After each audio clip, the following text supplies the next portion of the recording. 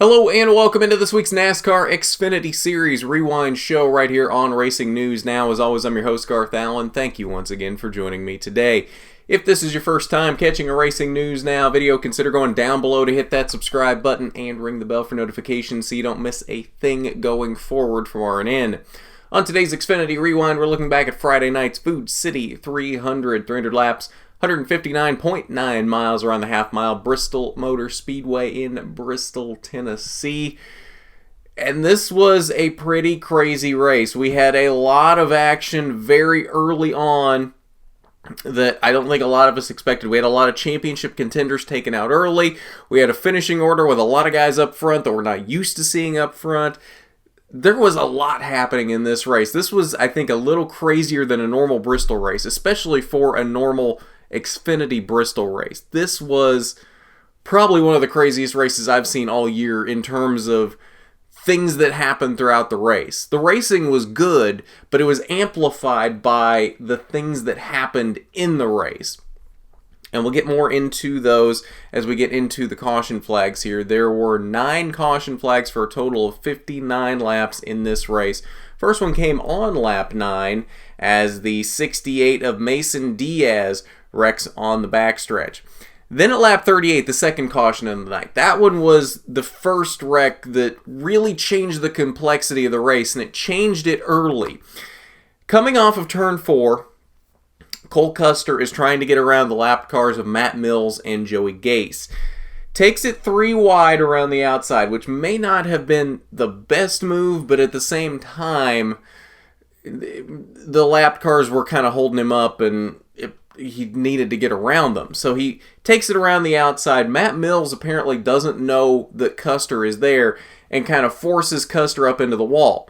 Custer bounces back off to the wall and into Christopher Bell, who is now on the inside of him. They both go wrecking into turn 1, where they collect the 81 of Eric Jones and the 12 of Joey Logano. Excuse me, I got my turns mixed up. This happened off of turn 2, and then they wreck into turn 3. So, lots of big contenders in this race taken out early. 2 of the big 3 taken out early in Cole Custer and Christopher Bell. They both would be able to continue in this race, but they weren't factors for the win after this. And then you've got Joey Logano and Eric Jones, 2 of the Cup regulars in this race that both had fast cars. Eric Jones was fastest in both practice sessions in that 81 car. And neither one gets to really flex their muscles late in this race. Lap 52, the 23 of John Hunter Nemechek spins off of turn 2. Lap 73, we got debris in turn 2. Lap 83, the other driver of the big 3, the 2 of Tyler Reddick, he spins off of turn 4. So now we're less than 100 laps into this race. We're not even a third into this race. And all 3 of the big 3 have already had problems. This race has blown wide open, except we've got Kyle Busch in this race, and he has led a good chunk of the race up to this point. Lap 121, the 90 of Ronnie Bassett Jr. wrecks in turn 2. Stage 2 concluded at lap 172. That would be taken by the driver of the 18 car, Kyle Busch. Lap 223, the 1 of Michael Annett wrecks in turn 2. And then lap 281, we've got fluid on the front stretch. Now, what we didn't see in there was at lap 171, which was actually there at the end of stage 2, Kyle Busch actually blew his engine. He completed 171 laps in this race, which is interesting because he did win stage 2. So it was interesting how that works out as he kind of blows his engine there at the end of the stage, and that's kind of the end of the race for him. But that really opens stage 3 up for everyone, because all of the big 3 have been involved in accidents at this point. You've got all of your Cup stars that have had problems early on in this race, and now this race is wide open. Late portions of the race were dominated by Justin Allgaier. Would Justin Allgaier finally pick up his first win of the season? We had 11 lead changes in this race, leading the most laps was Kyle Busch. He led 137 laps. Not far behind him, though, was Justin Allgaier, who led 131 laps. So Justin Allgaier had a very strong car, especially late in the race. 19 laps went to Tyler Reddick. 1 lap was led by Austin Cindric and by Michael Annett. 6 laps went to Brandon Jones. 5 laps went to Noah Gragson. All right, so we know what happened to Kyle Busch. He led the most laps, but was not able to finish the race. Justin Allgaier, though, led a lot of laps in this race, especially late in the race. Would Justin Allgaier be able to pick up the win in this race? With all of the big three having problems, with Kyle Busch, Joey Logano, and Erik Jones all taken out early in this race, would this be Justin Allgaier's first win of the season? No, it would not. Tyler Reddick comes back from that spin in the mid portions of the race and takes his 4th victory of the season in the Tame the Beast Chevy. Fantastic drive out of Tyler Reddick at the end of this race. Not necessarily someone you expected to win this race, especially after what happened early in this race. But he was able to get it done there at the end. Only 6 cars on the lead lap at the end of this race. And there's a lot of names in this top 10 that we are not used to seeing in the top 10 in an Xfinity race. Chase Briscoe came home in second. John Hunter Nemechek rebounded from his spin early in the race for a strong 3rd place finish. Jeremy Clements, shout out to Jeremy Clements. He was fast the entire night. Good to see some speed out of that 51 car. Started in 5th, finishes in 4th. Really good to see out of that 51 team.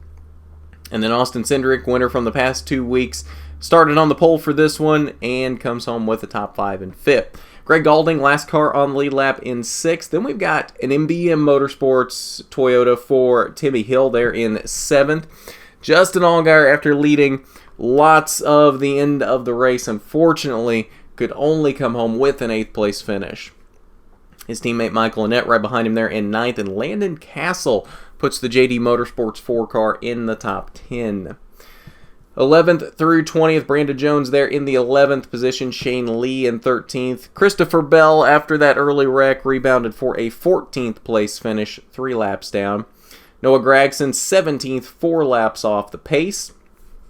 21st through 30th, Cole Custer, 9 laps down in 22nd after his early wreck. Ryan Sieg, not a good night for him, involved in an accident.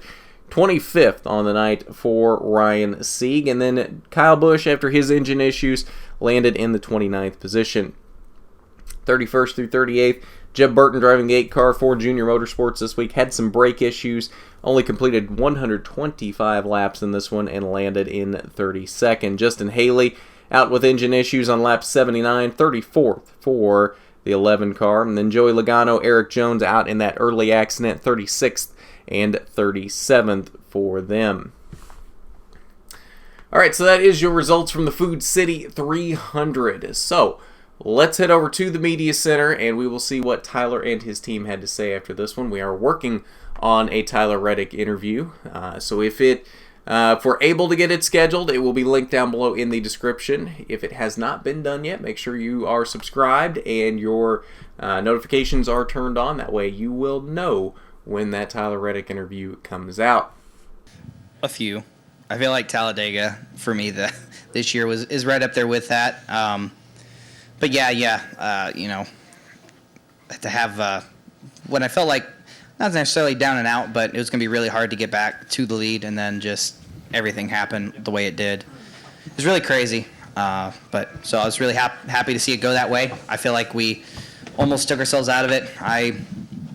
We didn't have a lot of time to make an adjustment when the caution came out, and something Randall had told me, like, just be ready, you got to be quick, and didn't really communicate to the best of my ability what we needed to work on and what we needed to do. And I think, after we got tires, our car was just too tight, so I was worried that I cost ourselves a race. So for it to come back to us was nice, and makes me look a lot better than I think it should. Yeah, I was. I'm always impressed with Randall and Tyler here. They're no matter what, they're always on a high note. And tonight, we had a couple of hiccups, and nobody ever panicked. And I think that's a sign of a championship team. I don't know. You were giving him trouble before the race that he had all the confidence in the world in me, and you weren't sure about him. So I think he's a little better now. I did get a little testy early. It was a not so great start to the day. I feel like we were trying to give us a get out of jail free card with Richard on Monday. I did. No, to add on to what Richard said, I think a lot of that feeds off everybody on our team's relationship with Tyler. We've all gotten really close, and we'll have a good time together. And there's a lot of high pressure situations, and everybody knows it. And the best way to handle it is to laugh about it and try to handle it the best you can. And so that's what we did. We obviously buried ourselves early, for the race, and being a short track and have to do a pass through and all that. That's a pretty big deal. So. We were really fortunate all night long. Like the breaks just kind of came our way. For us to get back up there and challenge for the win and all that. That's a big testament to this team and everybody that works hard on it. All right, so let's take a look at your playoff grid before wrapping up here tonight as we get ever closer to the 2019 Xfinity Series playoffs. Obviously not a lot's changed on the playoff grid. Tyler Reddick now has 4 wins on the season, still sits third there behind his counterparts in the big three of Christopher Bell and Cole Custer.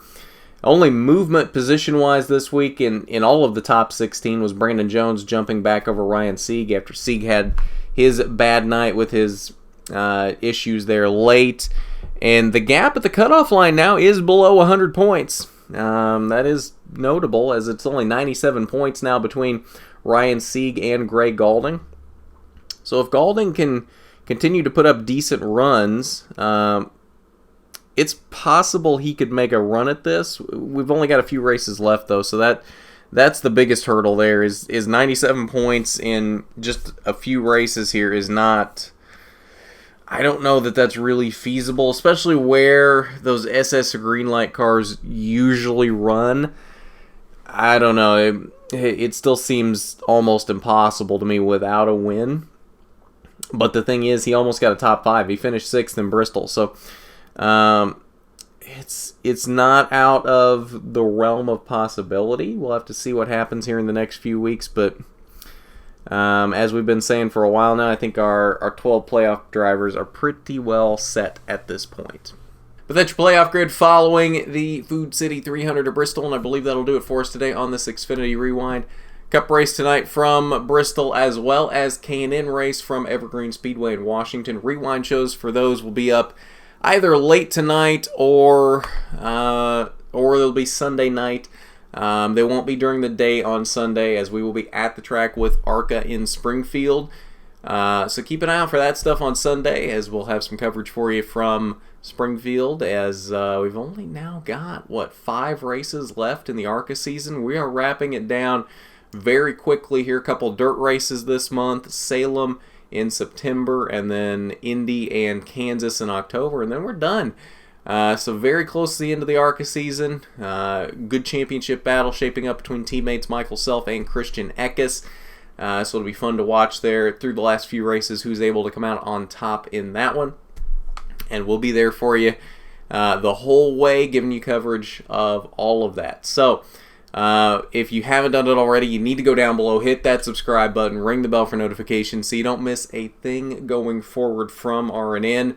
While you're down there, why don't you hit that big thumbs up button if you like the video. It is much appreciated when you do. But at that, this has been the NASCAR Xfinity Series Rewind Show. I'm Garth Allen for Racing News Now.